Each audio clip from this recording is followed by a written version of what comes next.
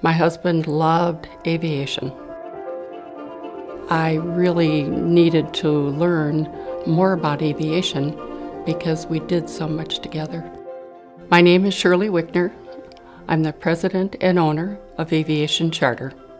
We're a charter company located at Flying Cloud Field in Eden Prairie, but we service many airports in the 5-state area, as well as going coast to coast. When our business started in 1987, the need for flying doctors was a new business. The University of Minnesota and Mayo Clinic were very active in the early world of transplant. We were lucky to come and be a partner with LifeSource for over the last 30 years.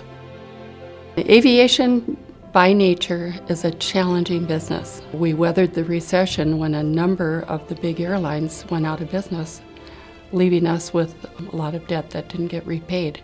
To compound that, in 2011 of August, my husband suffered a traumatic brain injury, and it was a very hard time. He passed away about 15 months after he was injured. When I was left with the business, I had no financial knowledge or education. I am a woman in a men's business.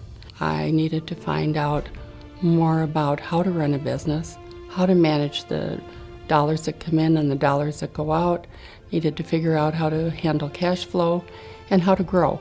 I'd heard about a program at WomenVenture that I could apply for. It was called the Scale Up program. I applied for the Scale Up program, and with 12 other women, I became part of the program. Through WomenVenture, I gained so much confidence, and as I look back now, I think I could have done this 30 years ago. We know in our heart we can do it, but we need someone to give us that little extra push, and I think that's what WomenVenture really does. We've just been given so many tools that I'm able to give back to the community, which is really the reason that gets me up in the morning.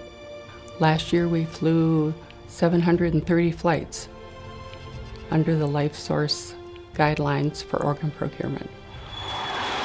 A year ago, one of our special flights that we've had was to take a young man who needed a heart transplant to the Children's Hospital in St. Louis. And for probably 3 months before the event, he was on the wait list, so every day we would get a call from Logan's mother, making sure we had an aircraft standing by.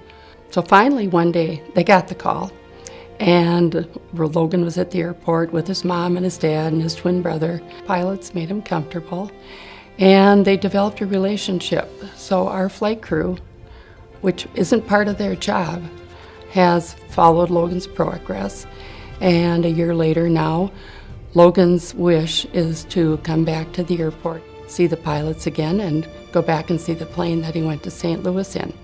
So those are some of the really fun highlights that we get to be involved in. I think I'm fortunate in that I'm in a position where our company can make a difference, and we're able to actually be a bridge, I think, between a donor family and a recipient family by providing that just-in-time service. And it's a service that our whole company is really involved in and engaged with. I'd like my legacy to be that as a role model. I would just like to know that people will continue on with the work that we're doing because they know just one person can make a difference.